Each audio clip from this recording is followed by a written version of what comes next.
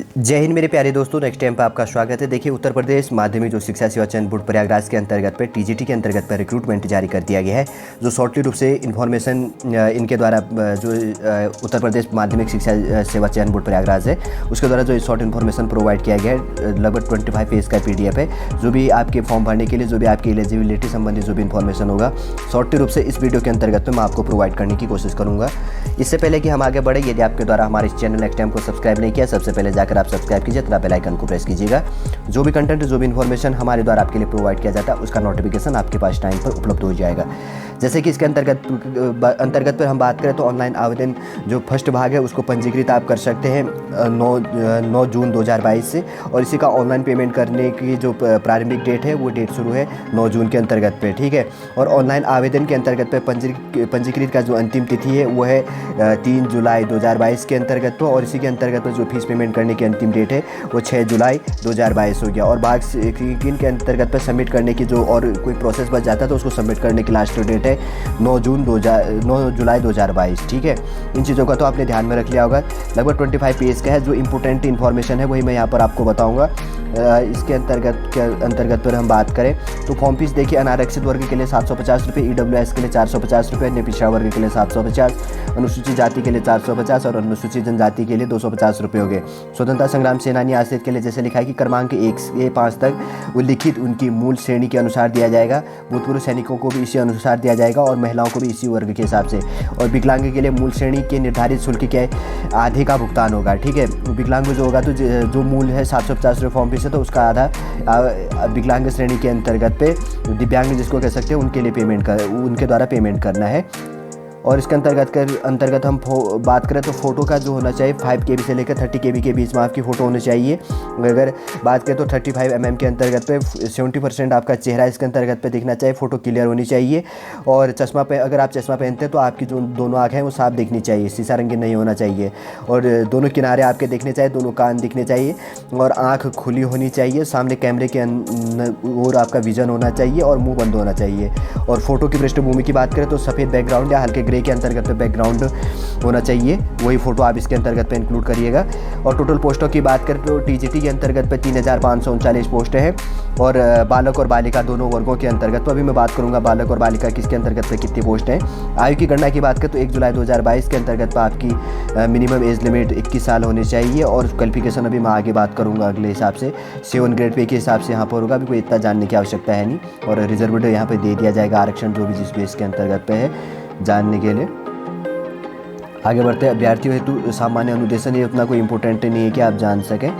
लगभग 500 नंबर का मार्क्स होने वाला, अभी कहीं आगे लिखा हुआ है, उन चीज़ों को हम जान लेंगे ताकि आप पढ़ के समझ सको, ठीक है। कहीं यहीं पे लिखा हुआ था कि कितने नंबर के आपके मार्क्स होंगे, कितने क्वेश्चन होंगे, ये जानना भी आपके लिए क्या हो जाता है। जैसे कि हाँ, यहाँ पे लिखा गया कि लिखित परीक्षा के अंतर्गत पे 500 अंकों का प्रश्न पत्र होगा और 125 प्रश्न आपको पूछे जाएंगे। प्रत्येक प्रश्न क्या होगा, 4 अंकों का होगा। सभी प्रश्न क्या होंगे, अनिवार्य होंगे। 2 घंटे 120 मिनट के अंतर्गत 125 क्वेश्चन सॉल्व करने 500 अंकों का आपको ध्यान रखना, ठीक है।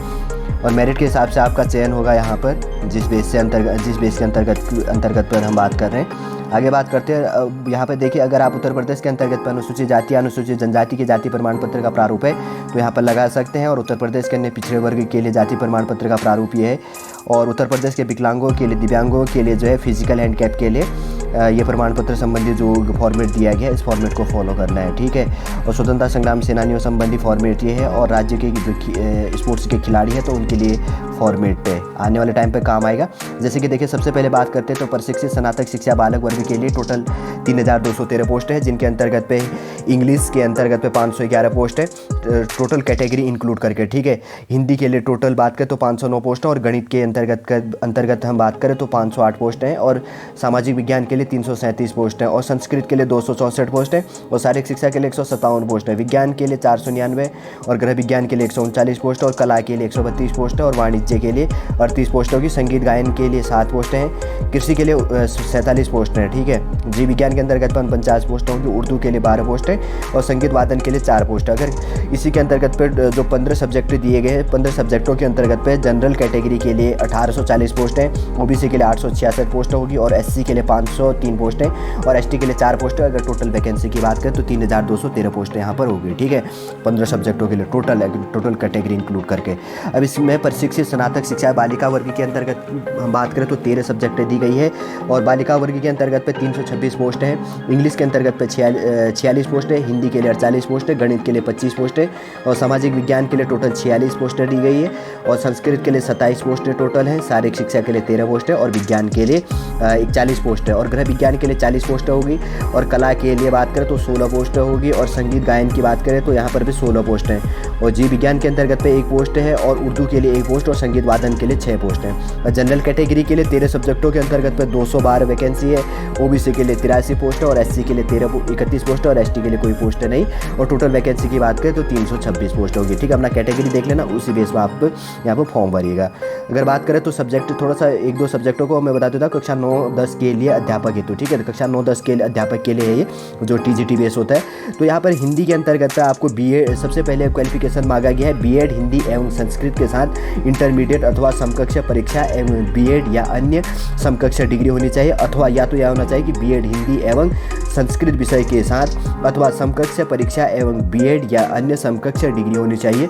अनिवार्य क्वालिफिकेशन की बात करें तो बीएड आपको इंपॉर्टेंट रूप से मांगा गया है, अन्य समकक्ष डिग्री आपको मांगी गई है और वरीयता दी जाएगी कि अगर आपके पास बीएड है, एमएड है और पीएचडी एवं किसी राष्ट्रीय स्तर की खेलकूद प्रतियोगिता में राज्य स्तर की टीम के माध्यम से भाग लेने का आपके पास में प्रमाण पत्र है तो आपको और एडवांस मार्क्स दिए जाएंगे, ठीक है, आपको वरीयता मिल जाएगी। किसी के पास नहीं है, अगर जिसके पास है तो उनको यहाँ पर वरीयता मिल जाएगा। खासतौर पर बीएड होना चाहिए उस सब्जेक्ट से आप 12th पास और आपके पास में क्या होना चाहिए, ग्रेजुएशन होना चाहिए, ठीक है, तब आप इसके लिए एलिजिबल है। वैसी यहाँ पर भी जैसे गणित के अंतर्गत पे बीए अथवा बीएससी गणित पर शिक्षित होना चाहिए और बीएड तो इसके अंतर्गत पर ही मांगा गया और जो अर्थता की बात करें तो बीएड और जो भी है पीएचडी संबंधी, एमएड संबंधी और गेम्स से संबंधित जो है तो वहाँ पर आपको एडवांस मार्क्स दिए जाएंगे। वैसे गृह विज्ञान सारे जो सब्जेक्ट दिए गए उन्हीं बेसों के आधार पर ऐसे इंक्लूड कर दिया गया, ठीक है, सारे सब्जेक्ट जो भी चीज़ें हैं और तो कोई जानने के लिए इंपॉर्टेंट नहीं है। टीजीटी बेस के अंतर्गत पे जो टोटल वैकेंसी की बात करें तो यहाँ पर जो अलग अलग वैकेंसी बात कर दी गई है, 3000 से ज़्यादा पोस्टें दी गई, जैसे कि यहाँ पर लिखा गया था, कहाँ पर है, कहीं पर दी गई थी 3000 कुछ पोस्टें हैं, ठीक है। तो इसके अंतर्गत पर जो इम्पोर्टेंट क्वालिफिकेशन दिया गया क्लास 9th से लेकर 10th तक पढ़ाने के लिए, तो फॉर्म कैसे भर सकते हैं और क्या चीज़ इंपॉर्टेंट इन्फॉर्मेशन है जो उत्तर प्रदेश यहाँ पर उत्तर प्रदेश जो भी है चयन सेवा आयोग इनका है, उत्तर प्रदेश माध्यमिक शिक्षा सेवा चयन बोर्ड प्रयागराज के अंतर्गत पे जो इम्पोर्टेंट इन्फॉर्मेशन दिया गया है कि आपको क्या प्रोसेस फॉलो करना है, तो वही गाइडेंस मेरे द्वारा आपके लिए शॉर्टली प्रोवाइड करने की कोशिश की गई, ठीक है। चलिए दोस्तों, आज का इन्फॉर्मेशन यहीं पर समाप्त करते हैं। नेक्स्ट कोई गवर्नमेंट जॉब संबंधी या क्लास संबंधी इन्फॉर्मेशन आएगा तो हम आपको प्रोवाइड करेंगे। नेक्स्ट वीडियो पर हम आपसे मिलेंगे। जय हिंद, जय भारत।